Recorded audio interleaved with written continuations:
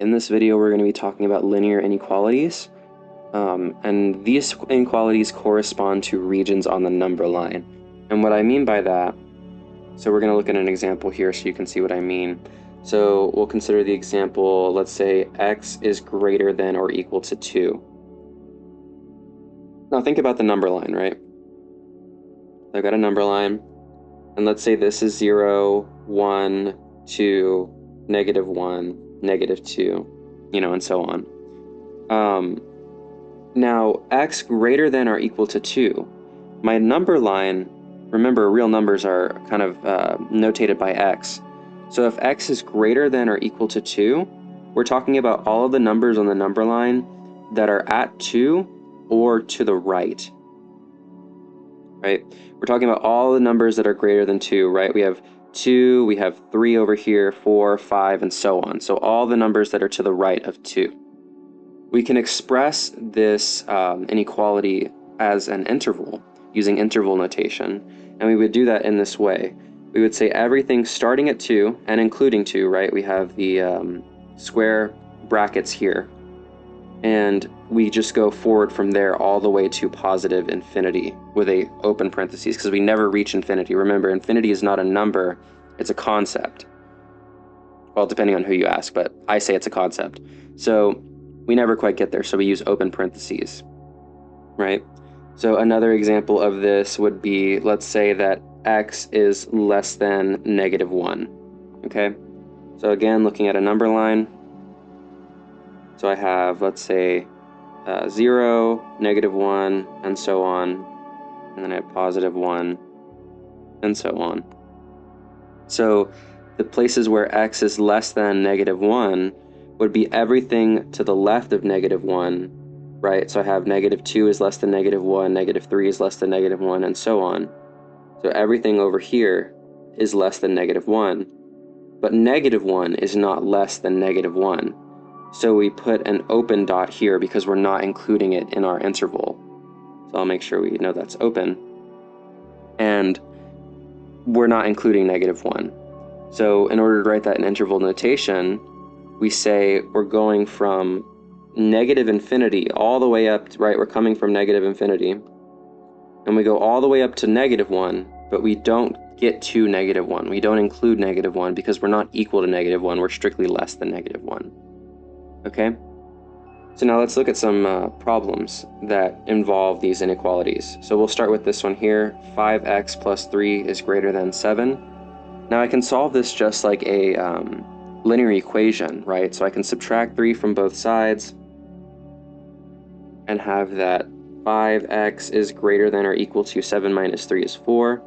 And I can divide both sides by 5 and get that x is greater than or equal to 4/5. Okay, so what interval am I describing here? Well, if x is greater than or equal to 4/5, let's kind of sketch a picture here. So if this is my number line, this is 0, we'll say this is 1, and so on. So 4/5 is just less than 5/5, which is 1.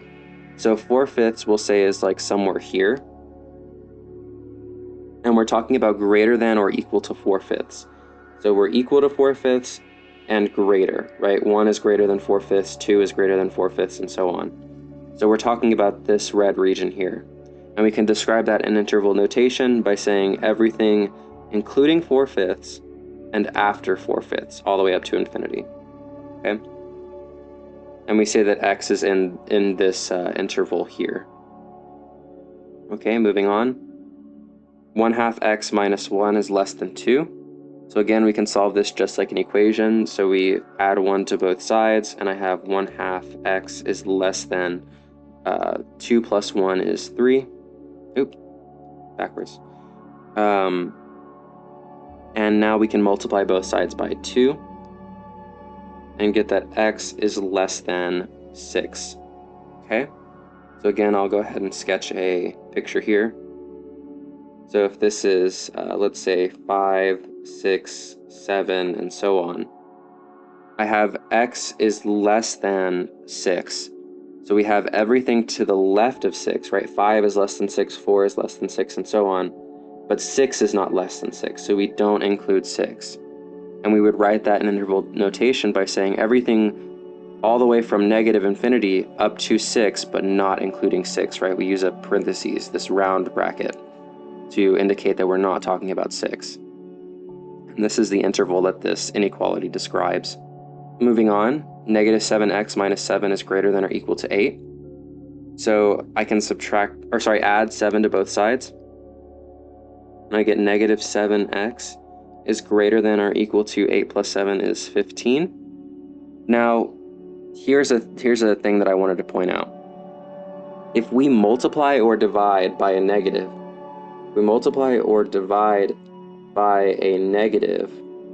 we flip the inequality.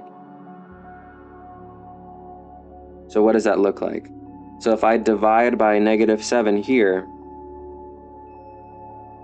I need to flip my inequality, right? So I need to turn it around. So I will have x is less than or equal to 15 over negative 7, right? Now, I'm not going to draw a picture for this because we should be able to see that x less than, I can rewrite this as negative 15 over 7. X less than negative 15 over 7 means everything from negative infinity all the way up to negative 15 over 7, including 15 over 7, right? Because we have this equality here. So this would be the interval that this describes, okay? So next we're going to look at some so-called compound inequalities. We have that 8 is less than negative 3 minus 7x is less than or equal to 10. And so the way I go about these is I just split them up into two separate inequalities. So we'll do the left side first. So 8 is less than negative 3 minus 7x. And then we'll do the right side over here. So negative 3 minus 7x is greater than or equal to 10. Sorry, less than or equal to 10. Okay. So solving this one over here, I'm just going to go ahead and flip this around because it's more comfortable for me to work when my variables are on the left. Remember to keep the direction of the inequality, so if it opened up this way, it needs to open up this way towards the variable. I can add 3 to both sides. I have 7x is greater than 8 plus 3 is 11. Now I can divide by negative 7, and remember, if I multiply or divide by a negative number, I flip the inequality. So I have x is less than negative 11 over 7. Okay, now go ahead and box that. Now I'm going to solve this other inequality over here. So negative 3 minus 7x is less than or equal to 10, so I can add 3 to both sides. I have that negative 7x is less than or equal to 13. Now I can divide by that negative 7, and remember, if I divide by a negative number, I have to flip the inequality, so I have x is greater than or equal to negative 13 over 7. Okay, so now I want to get a picture here because I think that it would be best to illustrate this. So I have two inequalities that describe the region that I'm talking about. So if, let's say, 0 is here, negative 11 over 7 we'll say is somewhere over here, and negative 13 over 7 is going to be less than negative 11 over 7. Okay? Now, if x is less than 11 over 7, we're talking about all of this space here. All of this stuff to the left of negative 11 over 7. If x is greater than or equal to negative 13 over 7, we're including, sorry, I should put a open dot here. We're not including negative 11 over 7 because we're strictly less than. Now, if we're greater than or equal to negative 13 over 7, we include negative 13 over 7, and we go all the way to the right. Yeah. Now, our region that we're actually talking about is where these two intervals overlap. So the region that we actually care about here is all of this in between these two, not including negative 11 over 7, but including 13 over 7, right? So x is greater than negative 11 over 7, but x is less than negative 11 over 7, but greater than negative 13 over 7, which is exactly this region here.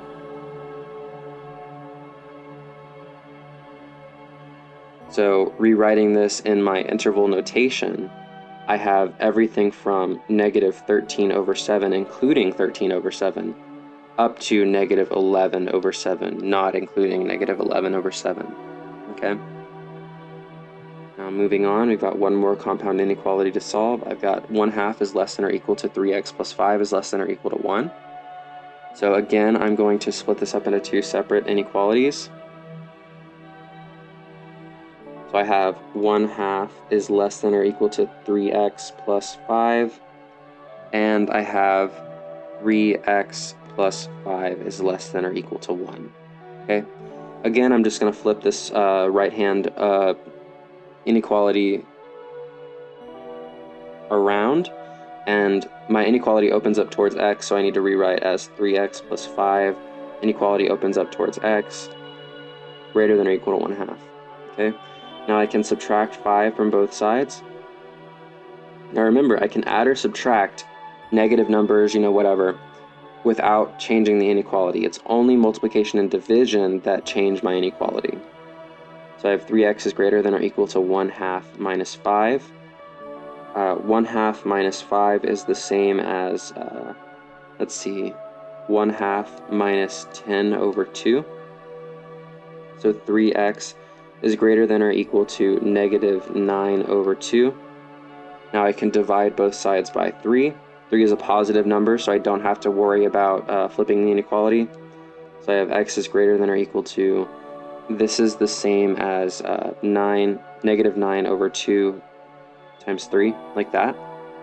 Because I have this fact, a over b over c is the same as a over b times c. Okay. So this 9 divided 3 is 3. So I'm left with this 3. So x is greater than or equal to negative 3 over 2. Okay. So this is one of my rules here. Now let's solve for the other one. Let me move this over here maybe. Okay, so 3x plus 5 is less than or equal to positive 1. So I can subtract 5 from both sides and have that 3x is less than or equal to negative 4. Now I can divide both sides by 3. Again, because 3 is positive, I don't worry about flipping the inequality. So x is less than or equal to negative 4 over 3. Okay, so again, I'll draw a picture here. So my red rule, well, let me go ahead and, so if this is, we'll say, oops. This is, let's say this is 0. So let's say this is 1. This is 2. This right here would be 3/2. Sorry, negative. All of these are negative. And then 4/3 would be just right here. Negative 4/3. So,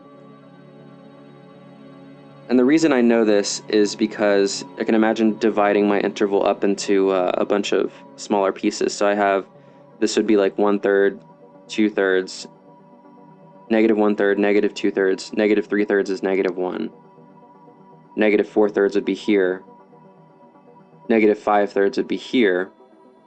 But if I divide it up in 2, I have that this is negative 1/2, this is negative 3/2. Anyway. My red rule here tells me that x is greater than or equal to negative 3/2. So we include 3/2 and we're everything to the right of that. And then we're less than or equal to negative 4/3. So we're everything to the left of that, including that. So our actual region is everything from here to here. And we can express that as everything between negative 3/2, including 3/2, and 4/3, including 4/3.